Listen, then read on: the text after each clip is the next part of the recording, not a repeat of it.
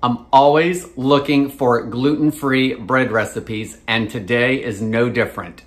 Today, I'm going to be making a gluten-free honey oat bread.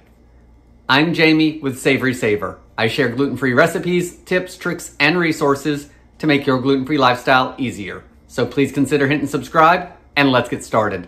So this gluten-free honey oat bread comes from King Arthur flour, and it uses their gluten-free measure for measure flour.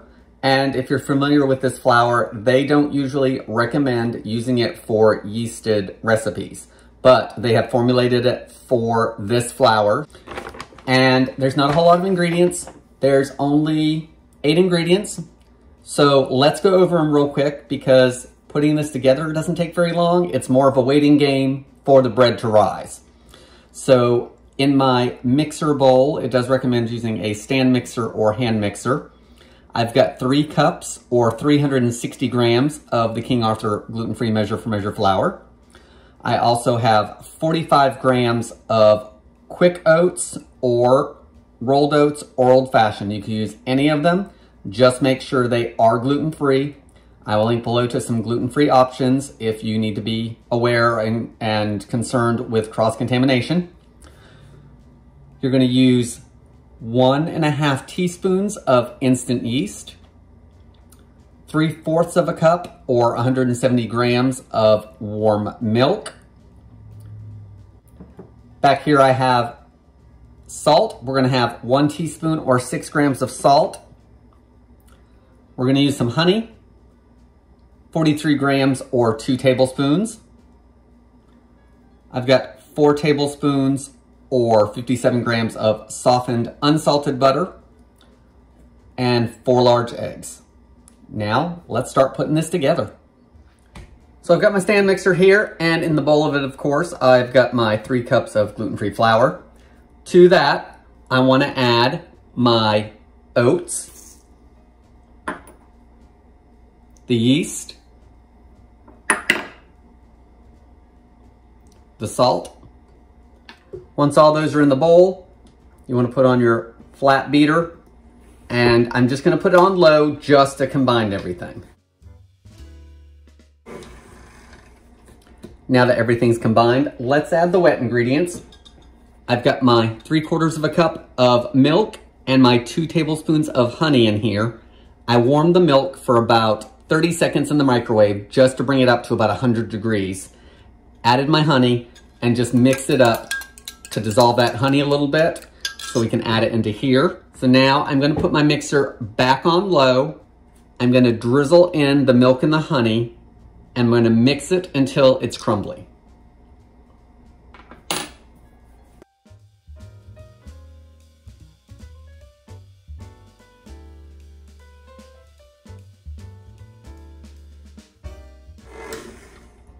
Okay, everything's nice and crumbly. So now I'm gonna add my softened butter, and I'm gonna beat that until everything's thoroughly blended. And while the butter's beating into here, I'm gonna crack my 4 eggs back into that measuring cup because we're gonna add those one at a time.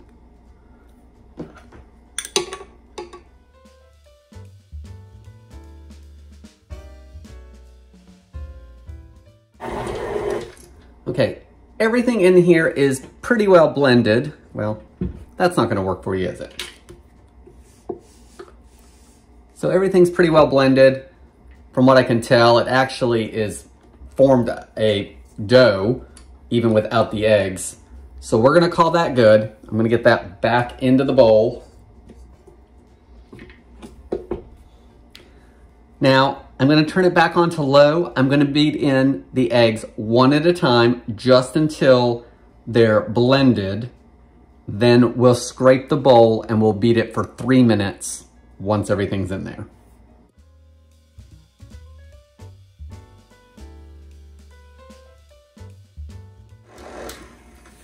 Okay, let's lift the mixer back up. And now the dough is much more like a batter again.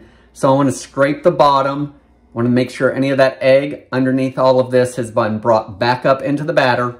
Then we're going to beat it on medium speed for 3 minutes.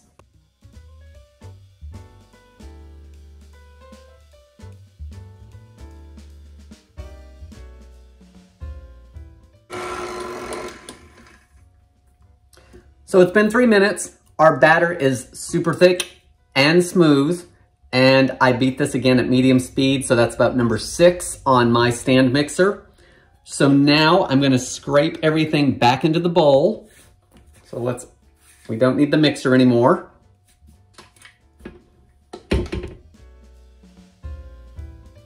Okay, so I got my beater scraped off. Scrape everything back into the bowl so it's all together.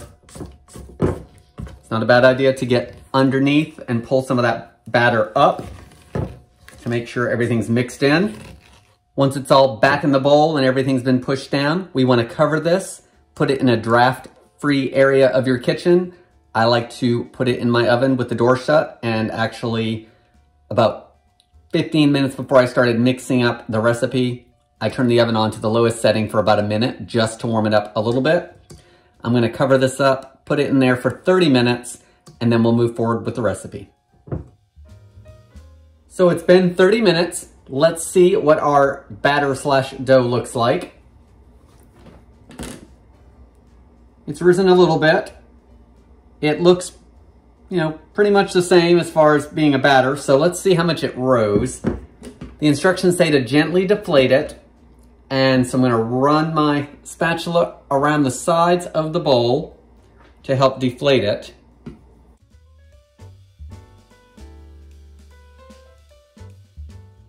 And now we wanna put it in a lightly greased bread pan. So I've got that here. And this is an 8.5 by 4.5, I think, is what I'm using today. You could also use a 9 by 4 gluten-free bread loaf pan, it says. So I'm gonna scoop this into the pan. As you can see, it's a super sticky dough. Now that it's in the pan, I'm using wet fingertips and I'm gonna shape it into a loaf shape. So you're gonna want it even and lower around the sides and a little higher in the middle. So take a minute to do that. Now that I've got my bread loaf shaped, I've got a piece of plastic wrap that I've sprayed lightly with some cooking spray, and I'm gonna cover this up.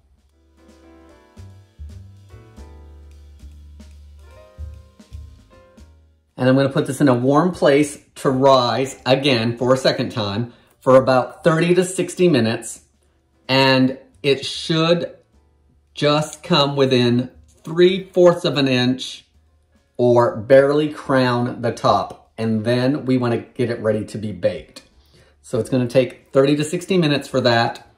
And towards the end of the rising time, I'm gonna turn my oven on to 350 degrees. So we'll be back once the bread rises.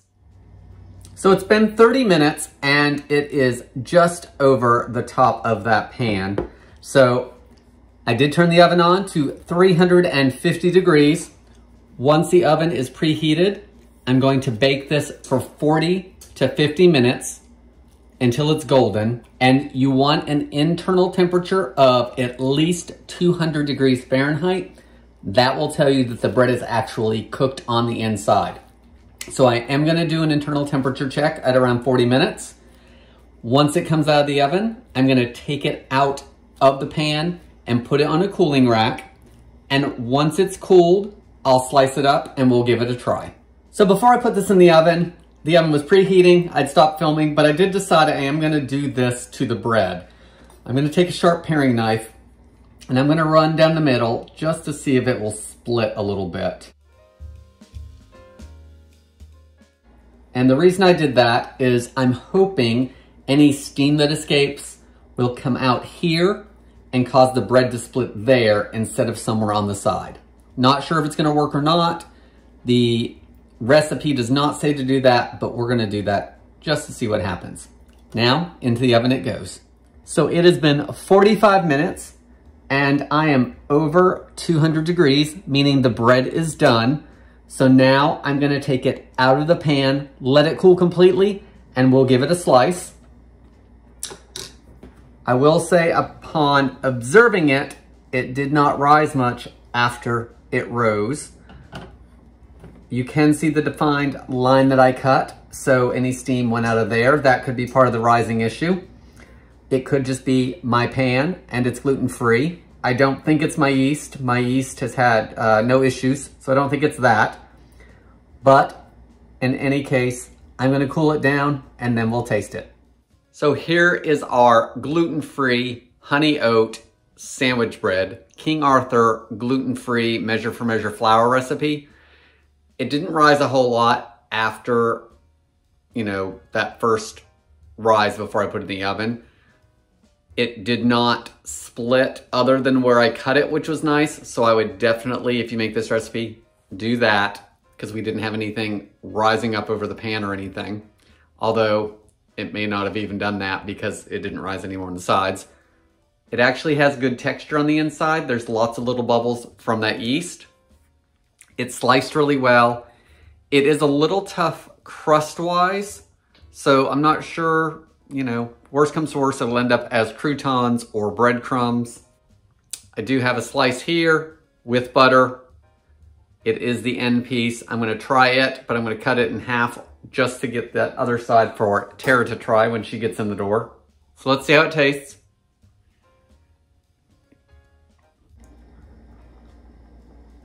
So taste-wise, it's okay. It doesn't have any kind of off taste that some gluten-free breads have. I do think it could use a little bit more salt and a little bit more honey, because I really can't taste the honey, so I don't taste that sweetness. And it's a little on the bland side where I think it could use a little more salt. Texture is good. King Arthur calls this a sandwich bread. Not sure about that. I think some of the store-bought breads that are gluten-free are a little bit better. I think this would be really good as toast though, or as croutons. I no longer see the oats in the bread, which is a little odd because I feel like I should be able to see them, and I really don't. These were quick cooking oats that I used, so that could be part of it. They could have maybe, baked into that bread, because quick oats cook faster than old-fashioned ones or rolled oats, so that's potentially why. In any case, do you use King Arthur gluten-free measure for measure flour? And if so, would you make this recipe? Or would you go buy some King Arthur flour to make this recipe?